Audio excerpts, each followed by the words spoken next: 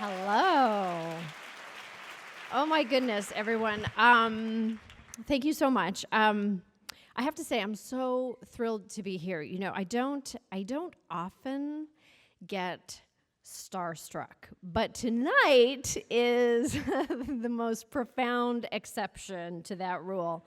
When I was first asked to moderate this Q&A with Judy Blume, who was almost certainly one of my personal heroes. I don't think I've ever said yes to a gig faster. I feel like I returned that email within seconds. So tonight, I do consider this to be a highlight of my personal and professional career. It's all downhill from here. This is it. This is the absolute apex. But I do not want to talk about myself for even 1 second longer. Please let us bring her out. The reason we are all here tonight, ladies and gentlemen, please welcome to the stage a Judy Blume.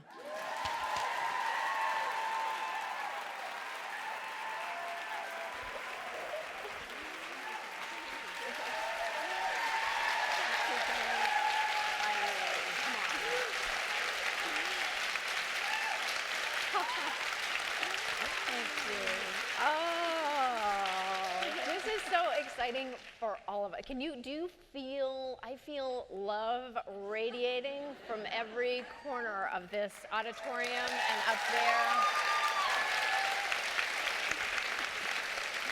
there. Do you bask in that warmth? Do you feel that? Can you absorb, can you handle it? Can I handle it? I'm trying. Okay, so much love. Thank you, everyone. Thank you. Your new book, In the Unlikely Event, dropped today. Today is the day. It's birthday. It's birthday of your book. Birthday. And today is the culmination of how many years worth of effort? 5. 5 years. It took 5 years to write this book. Mm-hmm. I could have had a lot of kids. You could have. You could have been pregnant for all those 5 years. I read the book over the weekend. It's fantastic. Absolutely loved it. I think you will all love it as much as I did. It's so emotional. It's wrenching. It's beautiful. It's funny. It's just kind of everything that you would hope that it would be and would expect it to be. Gorgeous. Thank you, Sam. What does it feel like for you when a new book comes out after so much work and so much research? Is it a release? It's emotional. I mean, tonight is emotional. Mm-hmm. You know, it really is. Mm-hmm. I'm glad it's over.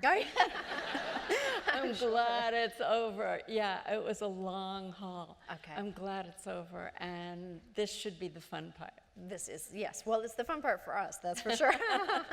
And Elizabeth, in your hometown, Elizabeth, New Jersey, last night, a homecoming. Night. Yeah, very rowdy homecoming, I have to say. Yes, the rowdiest book signing I've ever had. You had a police escort. The mayor We had a police escort leading us back to the city. And my cousin, who is here tonight, who lives in Elizabeth, said, "Oh, that's where my tax dollars are going." That's right. That's right. That's right. It's worth it. What percentage of, I know people talk about this all the time, but what percentage of your readers would you say cry upon meeting you? Is it a large percentage? Because I bet there are some tears being shed right now in this audience. Is that heavy for you at all? Do you feel the weight of people's emotions when they meet you? Well, I get emotional right back, so if they cry, I cry. Oh. So we keep Kleenex on the table. Oh, that's good. just in case. That's good. You know, I'm incredibly grateful to my readers. They gave me my career. If it hadn't been for them, you know, when they were kids, passing the books around, I don't know what would have happened. I mean, my early dreams were simple. Please, someday let me be published. Right. You know, it never went any further than that. And look where we are today, my I goodness. know, I know. I can't really focus on that because it will scare me. Right. And, especially if you're trying to write, you can't think about it because then you won't be able to do anything. It's true. When you think of people's expectations, it's impossible to get anything done. Exactly. And in the beginning, it was so easy because no one had any expectations, including me. Right. You know, I was Right. just writing. Right. And now, yeah, it comes with that. It's much tougher. Okay. Do you consider yourself to be a political writer at all? Because, you know, some people would argue that writing about things that are taboo or unspoken is in itself a political act. And you've written about so many hot button issues. You've written about masturbation, religion, and you know what? Within 3 minutes, I knew I was going to say masturbate. I don't know. Bullying and racism. When you were writing those earlier books, and we'll get to in the likely event, did you consciously think this will be a hot button issue for people, or did it just flow from you? I did it didn't just think flow? about anything. You didn't think about it. You know, I didn't know anything. I didn't know anybody who wrote or had ever written. We didn't have groups then. You know, I would have loved to have had a group, a writers group, but we didn't have anything like that. So I just sat there and wrote these things. And You just wrote from your heart. and that's it. No, I wrote the truth, what I knew to be the truth. I wrote my own truth. Right. You know, I remembered these things, and I knew that I would have been very satisfied if I could have read a book that said it was okay to masturbate. Right. Okay. With show of hands, just quick show. Who in this building learned about those concepts from Judy's books? I mean, probably a lot of people. You don't need a book to teach you. That's true. You need a book to let you know you're normal. It's okay. Were you as honest with your own children about those issues and sex as you were in your books? Or when they came to you with questions, did you just say, just read this? I don't want to talk about it. Well, my son is in the audience tonight. We could ask. You can ask him. We'll ask him. We'll grill I him. tried. We'll bring him you up. know, because nobody ever told me anything in the 50s. I mean, that's how it was. Sure. I vowed that I would do a better job with telling my kids. When they asked me questions, I would answer them. When my little daughter, when I came into the kitchen one morning and my son was dancing around saying, Randy's having a baby, Randy's having a baby. And Randy, my little girl, was sitting down on an egg from the refrigerator because she was going to hatch an egg and then there would be a baby. I knew it was time to get them how babies are made. And so, you know, if you asked her, she would say, well, the Blume children always had books, which didn't always go over well with the neighborhood mothers because the children came to our house and they read these books or saw these books about how babies are made. That's right, of course. And they went home and told their mommies. That would be. Did mommies ever come to speak to you privately after? And this was a long time ago, and I wasn't popular for that. Okay. Did you ever think it would be possible that we would still be arguing about teaching sex education to children in the year 2015? I mean, it feels like dystopian nightmare to me that we would. I know. It's incredible. I know. Other countries think we're out of our minds. You know. It's like it's a part of life. Are You There, God has this amazing way about approaching, you know, teenage adolescence and religion, which was controversial, really, in 1970. But if you were writing that same book today, what do you think would be different in terms of your approach to puberty and religion? Do you think it would be different? I'm so glad I don't have to write that book again. Right. So glad. You did it. I have no idea. I mean, I was writing, you know, from the point of view of the child I was who had this amazing, intimate relationship with God. It had nothing to do with organized religion, and you know, that's who I was. That's how I made bargains with God. We had this thing going, you know. And it's really interesting because women who tell me they go back to read Margaret as grown women, they say, I didn't remember anything about religion. But as grown women or men, they see that it's really more about that Right. than it is, getting your period. Getting your period, that's fine. I had that exact same experience because I did reread it. My daughter's reading it right now, she's 9. And I reread it in preparation for this. I mean, I've read it. Questions. Yeah, all the questions. I mean,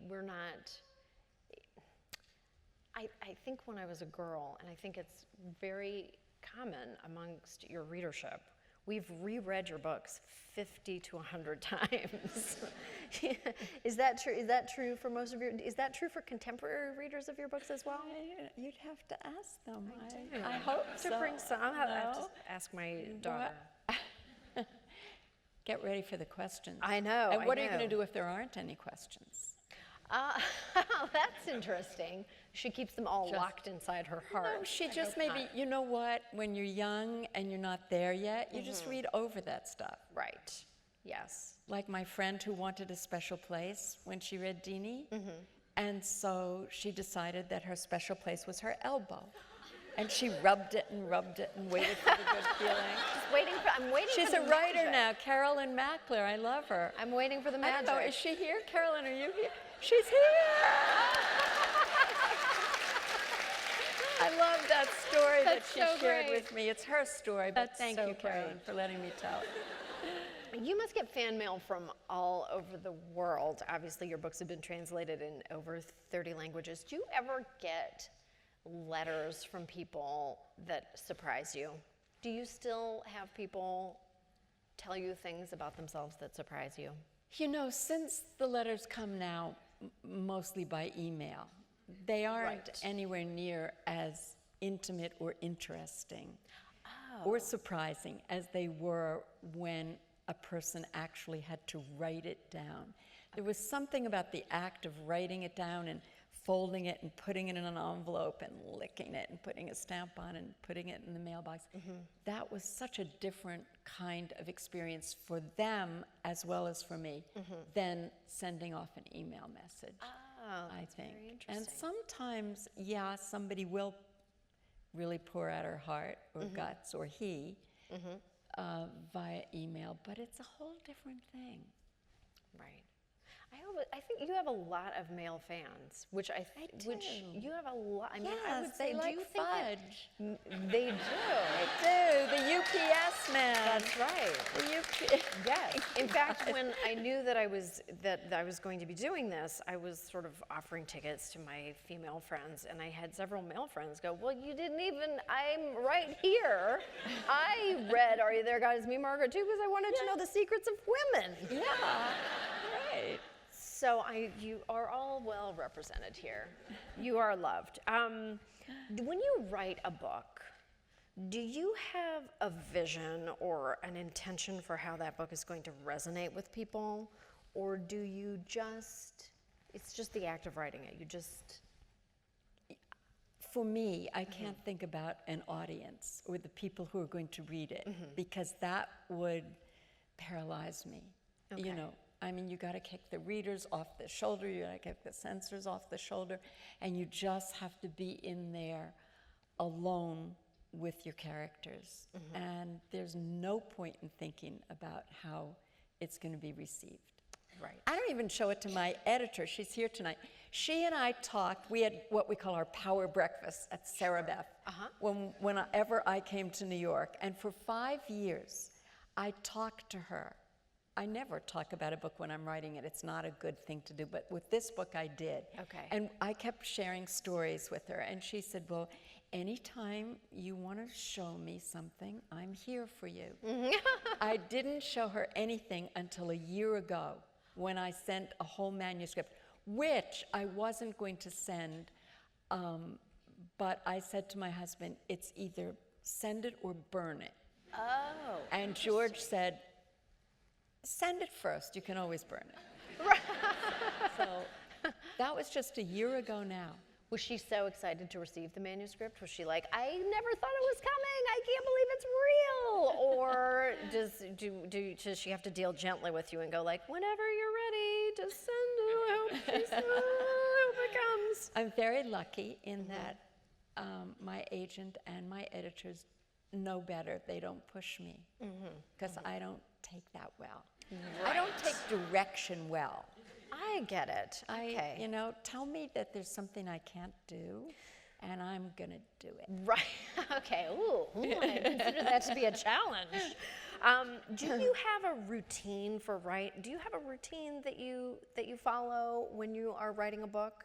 Do you have a special place that you go to every day, and it's the same every day, and you need the tulips a certain way, and you lay out your pencils a certain way, or is it more freeform than that? It's a routine. It's like when I'm writing.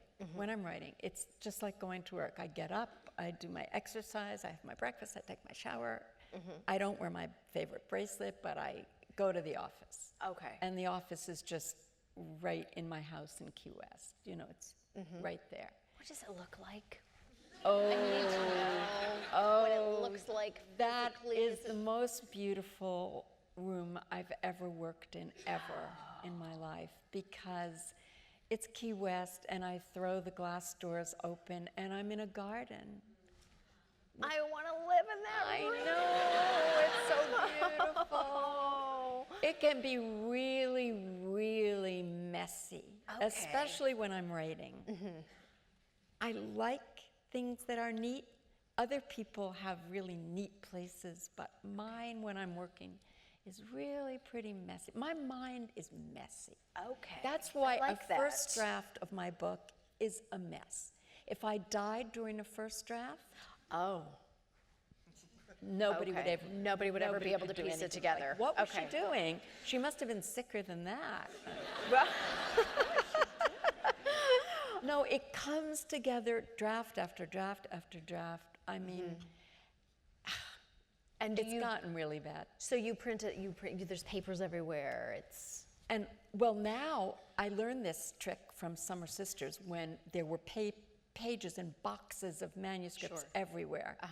And that's when I vowed I'm never, ever, ever doing this again. And then I got a little bit more organized, and now every draft goes into a 3-ring binder. Okay. So I've got purple 3-ring binders everywhere, all over. And like, which draft is this? Well, which draft is this? Oh, that's so great. But that's helped me a lot write this book. And this book is complicated. This book is very complicated. Let's talk about In the Unlikely Event. It's very complicated. I mean, in the best possible way. It's woven together in a really beautiful tapestry. But you must have done so much research. Is that typical for you to put that amount of research into a book? I've never done research. Okay. And I discovered that I love doing research. I loved it. I never wanted to stop. And my husband, who's written nonfiction, and all my friends who write nonfiction, all said, like, yeah, that's the fun part. The research. But you still have to sit down and write. Right, you can't put it off forever. The research was wonderful fun, and that was about 5 months. Okay. Can you tell our audience a little bit about the book? I don't want to go into too much detail, but the backdrop is the town that you grew up in. The winter of 1951-52 in Elizabeth, New Jersey. And it's multiple families, multiple generations, and everyone is going about their business when, and this is based on true events, when in 58 days during that winter, 3 planes fell out of the sky, and one crashed right near the junior high where I was a student. One just missed going through a window of the only all-girls. We were a all-girls public high school and a boys public high school, New Jersey. And of course crashed into a residential area. And the third one just, a few weeks later into the grounds of the only orphanage in town. So it sent a message to the kids, they're out to get you. They are really, yes. And like who? What made you, because this happened in your world, how did that affect you in the moment when you were a teenager? Because I've read that you don't know why you weren't more curious about it when it was when it was happening in your world? I think I who remember everything, I think I have put this so far away. I do remember some things, but I don't think, I never saw any of it. And I think, to have a vivid image, I know there's someone here tonight who did have that vivid image. I never saw the planes themselves as they were coming down. Okay. I never visited any of the crash sites. I don't know why. My guess is my mother was very careful not to let me do that.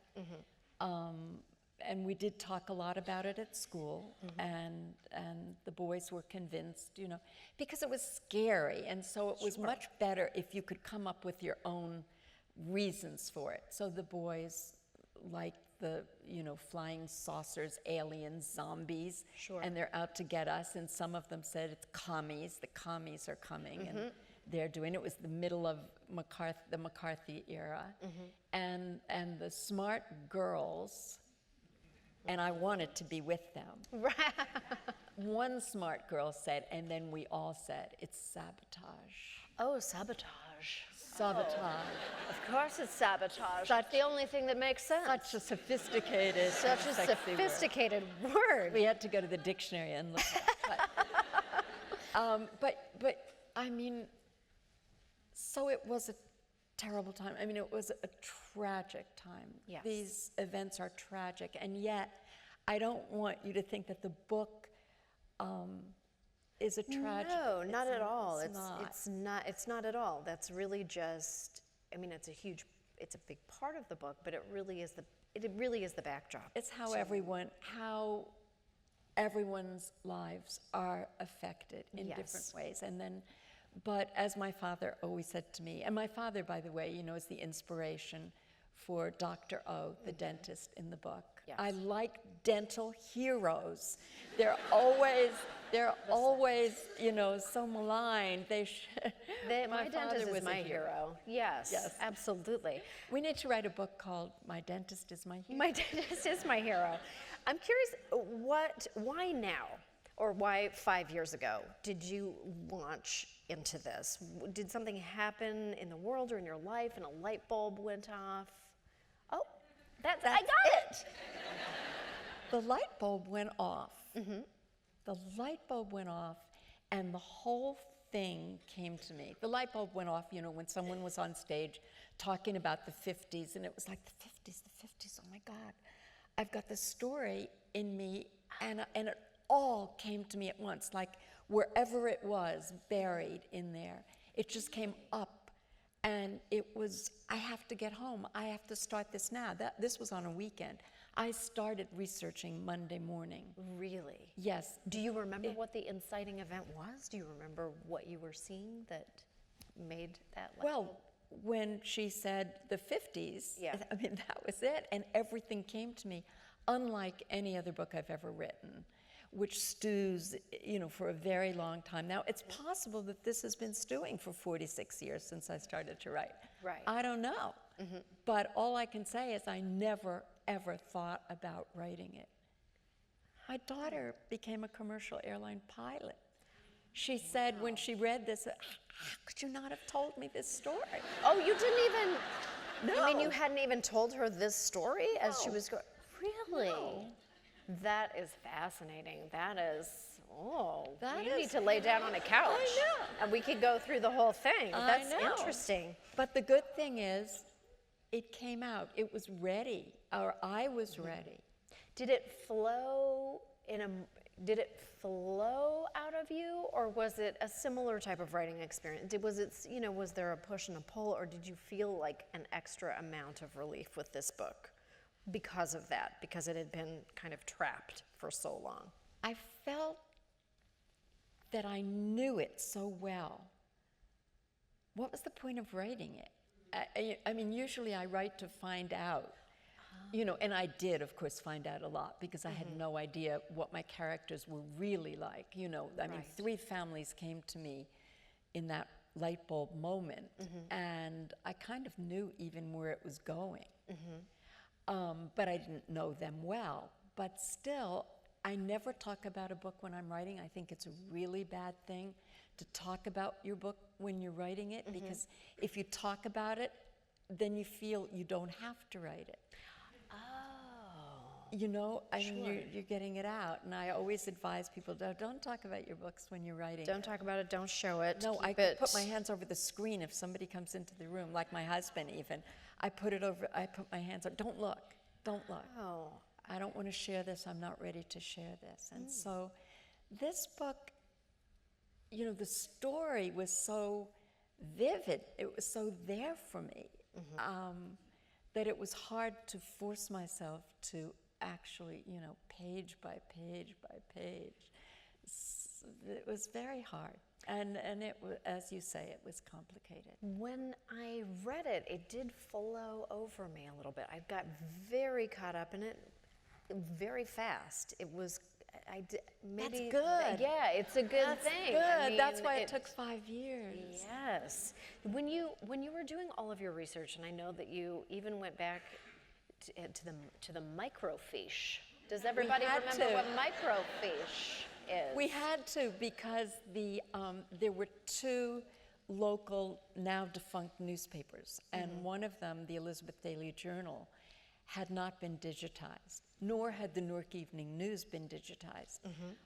But I did have to go to them. You had to go to the dusty old microfiche. I did, wear and the I had to wear a mask. Oh, That's did you true. really? Yes. Oh, I was making that up, because but I'm you so did. allergic. Okay. And one day, the very nice guy who sat in there, it was in the history room of the public library in Key West. He said, okay, hold your breath, I'm gonna open this closet. And when I open this closet, the dust is just gonna Oh, wow. And after that, my very sweet husband said, I'm gonna get you one of these from eBay. And he found me a micro. Oh, that's a good husband. I don't know the difference between film and fiche. I don't either. But I don't. We don't need to find out. Did you, when you went back and you looked at all of that stuff, did you remember, did memories come flooding back for you? Did you see people that you had once known? a lot of memories came back. There were things that I always knew, but I learned so much, and so many of my characters and so many moments in the book come from those articles. And I feel that those newspapermen, as one of the daughters told me, her father never called himself a reporter, he called himself a newspaperman. Oh. I'm going to meet her. She said, did you ever hear of this reporter? And I said, did I ever hear of him? He's my, he's my best friend, because these guys who wrote the stories, there was no television news coverage. Right. I don't really think I read the papers then, to tell you the truth. I was 14. Sure, I knew what I knew, but I didn't really read the papers. But I learned, that the language, and I wanted to use that 50s descriptive language. The plane broke apart like a swollen cream puff. Like a cream puff. I remember that. Yes, it's beautiful. Or it came down like an angry, wounded bird. That's right. Yes, that's all. The Times doesn't write that way. They don't. They're not allowed to. I do. Yeah, there were such vivid imagery, and really just like evoking a whole world for you. I really can't paint the picture for you. Sorry. I can't write descriptive prose. I absolutely can't write descriptive prose. I can do characters and relationships and dialogue, but don't make me describe anything. If it hadn't been for those newspaper stories, I could not have described the scenes. They had to do it for me. I couldn't do it. Do you approach, I think I know the answer to this, but do you craft a book differently when writing for adults, writing for an adult audience, or no, you don't? No. It's just the same. No, yeah. Okay. In fact, I don't know when I'm writing a book like this who the audience is. But it seemed to me, as I wanted to go into the heads of the adult characters, and I wanted it from their points of view as well as the younger characters, they're 15 and 18, the 2 young women who carry it. And I wanted to go all over the place. and I heard Meg Wolitzer. I actually read that Meg Wolitzer, in saying the difference between writing for adults and writing a YA book, is that you can meander. And, you know, I don't think there's anything wrong with a teenager who wants to read this book. Great, you know. Right. I might have read it when I was a teenager. Do you, how do you feel about air travel, incidentally? I'm just curious, because I feel like that would have I feel like your book may have had an impact on me, actually. No, don't let No, it. I won't, I I promise. could not wait to fly. Oh. Flying was so exciting then. You know, everybody dressed up. Sure. And you got a little travel suit and you wore your white. You had a little steak on your airplane with Oh, your you little did. If you went veal, far enough, if you silverware. traveled far enough, you did. You got very nice and you got to smoke on the plane. but I never smoked. no, of course not. But That wasn't good. No, but I that's not couldn't bad. wait to fly.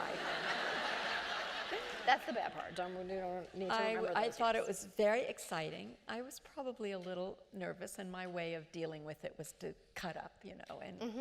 And I flew to Houston, was my first flight from Newark Airport to my brother's wedding.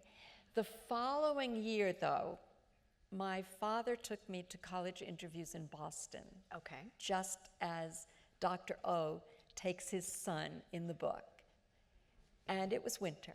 Okay. And you know what's coming. Yes. And the flight home was canceled. And my father scored 2 tickets. What did I know? I mean, I was with Daddy, and as long as I was with him, I was safe. Nothing bad could ever happen to me. He got 2 tickets on what we called a non-sched plane. Yes. The first plane that crashed in Elizabeth was a non-sched plane. You know, they were, you guys don't know what that is, but they were like a cheap charter, right? You wanted to, anyway. And they flew in bad weather, obviously. And on the way home, my father said to me, "Don't ever tell your mother we flew on a non-sched plane." Right. And I never told my mother that we did. That's I didn't even funny. know enough to be scared. The kid in the book knows enough to think, my father is the dentist who's identifying the victims in the morgue every night by their dental records. He's taking me, his only son, on a non-sched airline. Right. He's not as, you know, loving. Is that the role? Is that the role that your father played? My father during was this? Dr. O. He was Dr. O. Yeah, So he that's did, the only character that's really based on someone I knew, inspired by, because he never did a lot of the things, but we're not going there. We're not, no spoilers. No spoilers. Well, Henry is sort of loosely based. Isn't there something of your husband in Henry? No, my husband became Henry for me. Okay. We call him Okay. Hank now. His name is George. Well, thank you. But we call him Hank because I always knew that I wanted to use real newspaper stories to help tell the story.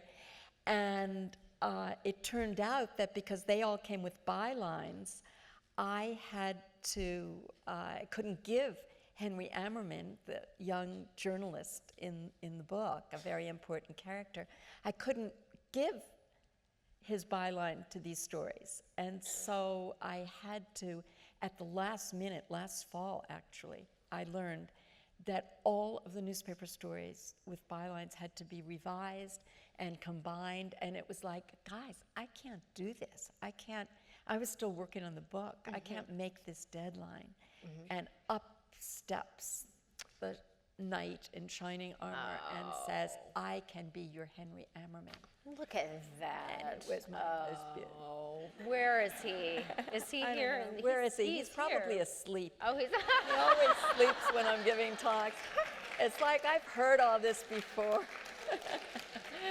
So he helped me very much, and I was our apartment was turned into kind of a little newspaper room and newsroom, and he would bring me stories, and he's very easygoing, thank goodness, because I would say, "Oh, this isn't good enough, make this better," and he would go away, and he always made it better. Oh, that is lovely. Okay.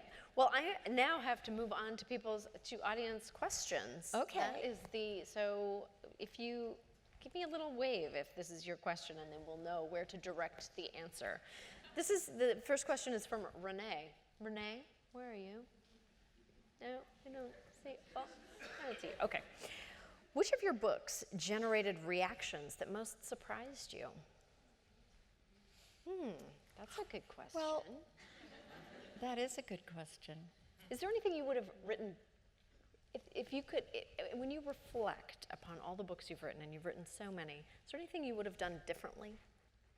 Do you have any of that? Only Iggy's House, because that was a first attempt at writing, a little novel for young readers. Okay. And I didn't know what I was doing, and I think that I could do a better job with that, but I don't want to. No, you're not going to do that. No need to do that. I tend to be easy on myself when I take a book off the shelf. And the question I ask myself is, when I look at a book like Blubber, say, how did I know this? How did I do this? Because I think when you're doing it, you're in some other part of your brain, and you don't even know that you know certain things. And so I'm always, so I don't want to do any of them again. But which one surprised me? I guess when Margaret was published, I got this phone call from a woman who asked me if I had written it. And I said yes. And then she called me a communist. Oh, that's great. They were still saying that. They were still accusing, 1952 to 1960, whatever it was, they were still accusing people of being communist. Sure. It was kind of a catch-all, I guess. Dirty You're just dirty. Dirty communist. I don't like this. You're probably a communist. Here's an interesting question from Cynthia Hornig. Do you consider yourself a feminist? Of course. Yeah. Absolutely. Cynthia. Absolutely. Come on. I'm in the first wave. I'm the first wave. I'd have been marching if I hadn't lived in the suburban neighborhood with two little kids. I'm in my heart, and I was out there marching. Yes, and I hate it that we've gone through in all these years from feminist being a dirty word. Feminist, oh, that's a terrible word. You're this or you're that, and now being a feminist has some other meaning that I don't even understand. But yes, I'm a feminist. My husband is a feminist. Right. My son is a feminist. Yes, of course.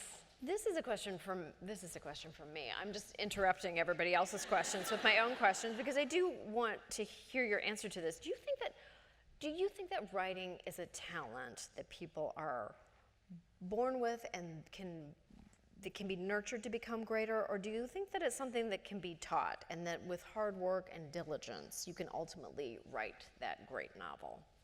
Or is it a little bit of both? Well, hard work and diligence, I always say hard work and determination is maybe as important as talent, but I don't think, I think it is something that we're born with, those of us who write fiction anyway. I mean, I had those stories in my head from the time I was 8 or 9. I never told anybody, I never wrote them down, but they were there.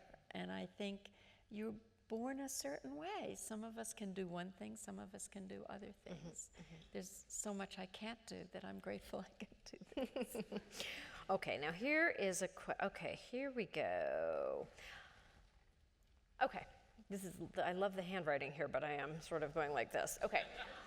The question is, I wrote an article a few years ago that mentioned your activism in support of other YA authors whose books are censored. What do you say to people who try to prevent your books from reaching their target audiences? Or anybody's books. Or anybody's books. Right. Because you do a lot of work. What do I say is I call the National Coalition Against Censorship, a little organization that's wonderful, that changed my life when I felt alone, really alone and isolated in 1980 when all of this started. And they help.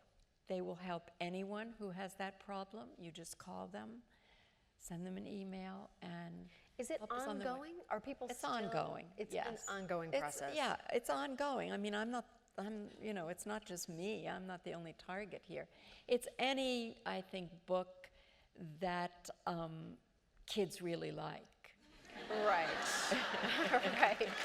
They don't know about the other books, so, but if, like right now, it's really, really bad against, oh, I told you I can't do names. George, help me. The real true story of an Indian, Sherman Alexie. Sherman right. Alexie's book, wonderful, wonderful book, is just being given an awful time. People want to, get this book out of my school. I don't want my kids to read it. Here's the thing. If you don't want your kids to read a book, fine. You can tell them, I don't want you to read this book. And maybe they will and maybe they won't, because they'll find it someplace else.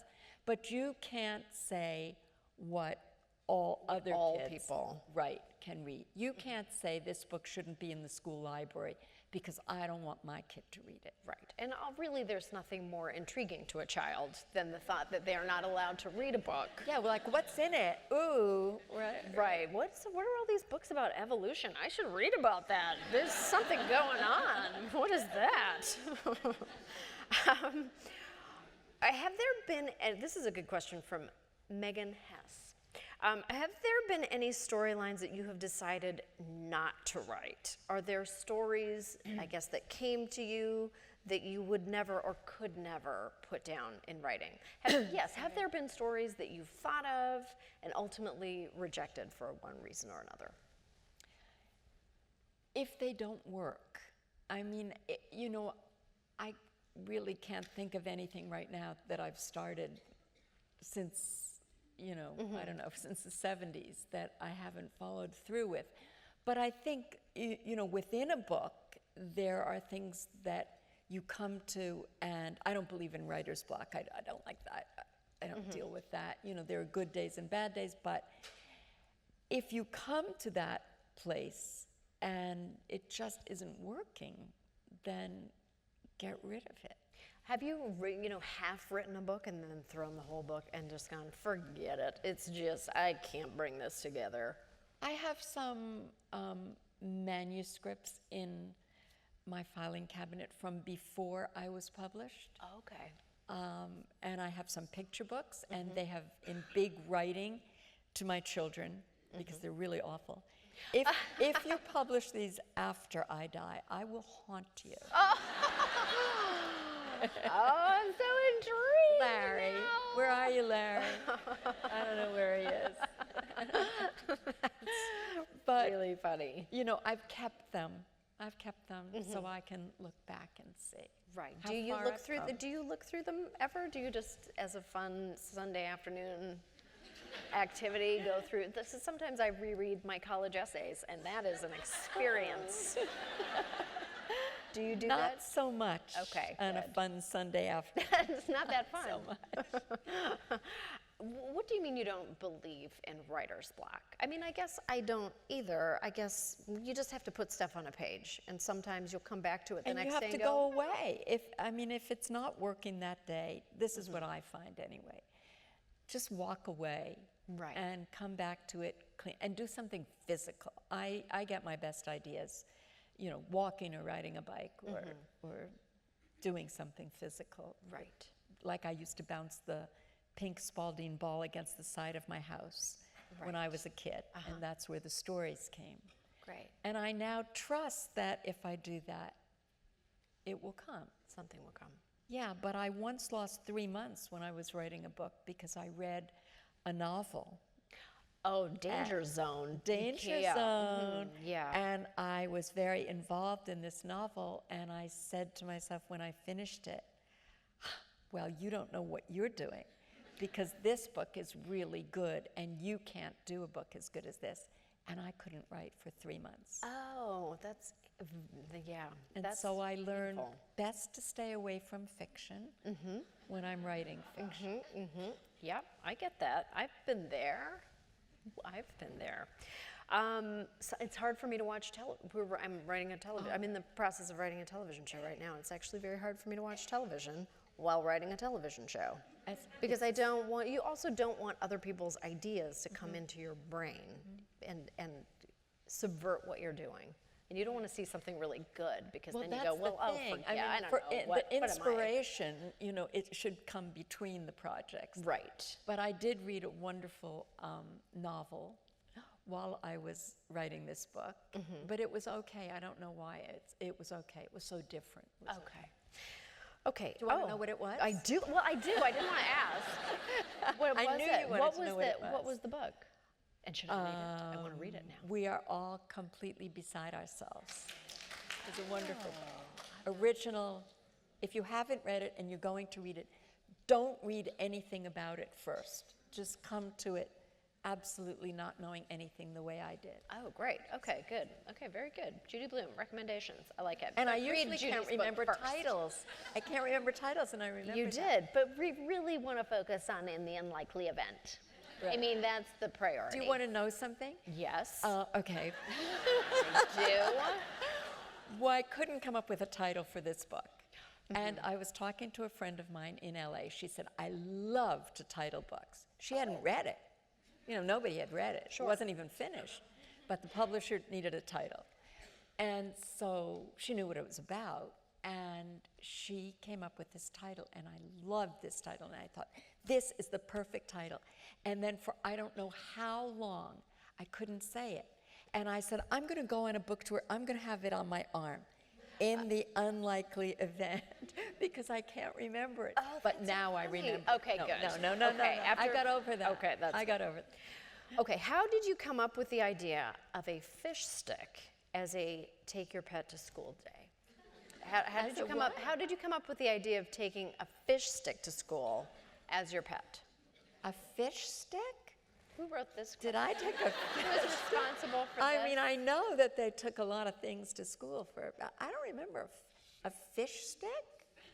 What book is that from? It's from Take Your Pet to School Day, from okay, one of the Pain okay. and the Great One books. Oh, okay. Take Your Pet Okay. to School Day. You're probably right, whoever you are. All right. Good. But well, I'm gonna. Okay. it's all right. probably true, but I don't remember it. That'll have to be a private conversation between the two of you at the book signing. If you wrote another young adult novel, would you incorporate present-day social issues into the storyline? For instance, gender identity struggles. Oh, God. Well, I mean, that's issue writing. I don't do issue writing. I do character writing. Right. So if it was an organic experience. Yeah, but I'm probably not going to write that book, but there are a lot of wonderful young YA writers who might. Carolyn. Who might write that book and will write that book, and it will probably be someone who has had that experience. Here's a question from a third grade teacher. What advice do you have for children who want to be writers or be better writers? Read. Read. Read. Read. How do we learn to be writers after all? Huh? We're readers. read. We're Yes. readers 1st. And I do have, I'm sure there are a lot of, probably there are a lot of writers or aspiring writers in this room right now. How do you deal with criticism? Or how do you advise people to deal with criticism? Do you read reviews of your books? Do you immerse yourself? Do you go there? Yes. You do. It can be I painful. do. I do. I mean, criticism, when my first books were rejected the first time, I cried. What's wrong with that? I went in the closet. Didn't want the kids to see me. I went in the closet and I cried. And then I was like, okay, but wait till they see the next one. And then, they were rejected for about 2 years. But I think I kept getting better. I kept growing and I kept learning. And that's the determination. You have to, instead of crying, just say, but I will do this. I can do this. I have something to say. Well, I don't know. Oh, about well, that. I don't know, but I have something to say. Right. I have something I have to do that has to come out of me. Right. That was me. Okay. What is one bucket list item that you have not yet done that you would like to do? What is something that you would like to do that you have not done? That's a good George. question. Help. What would I still like to do?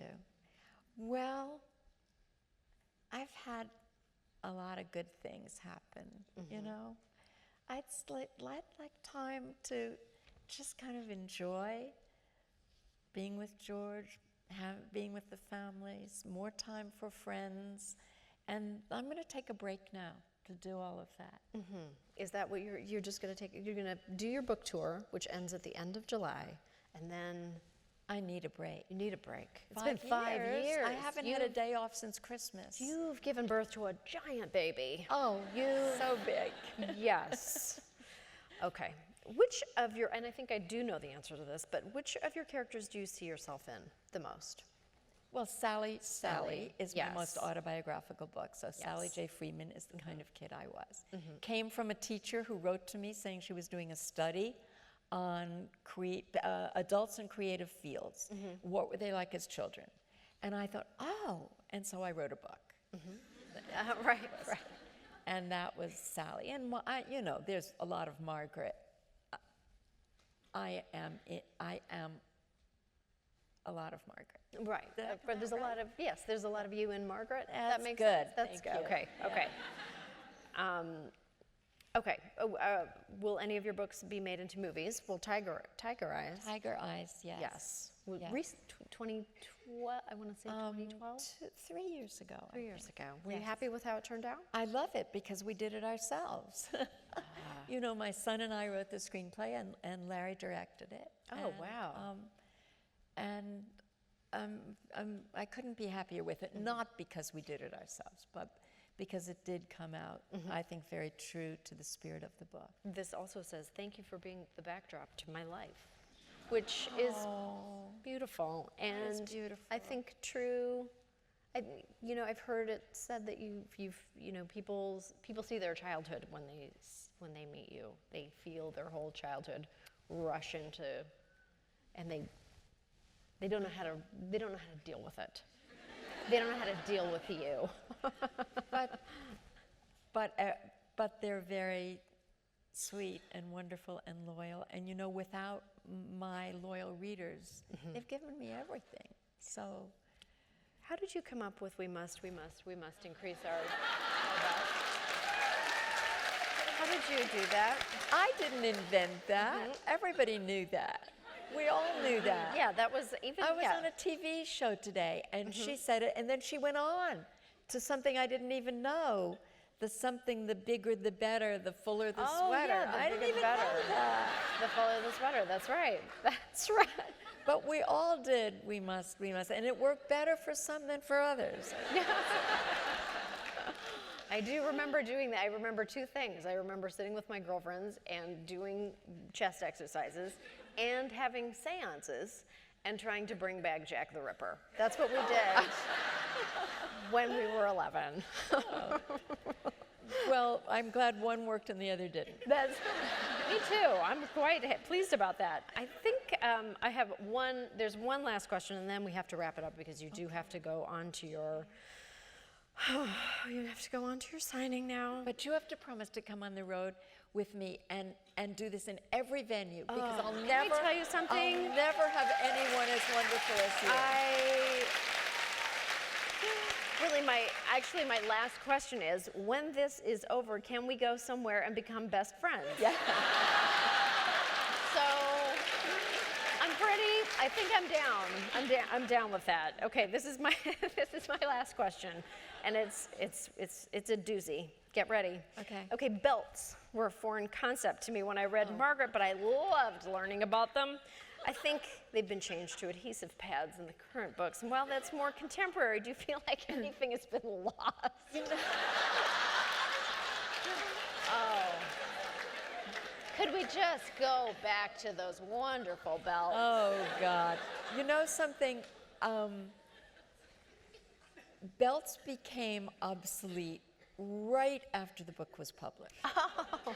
And it was my British editor who said, how about we change the belts to sticky pads? Okay.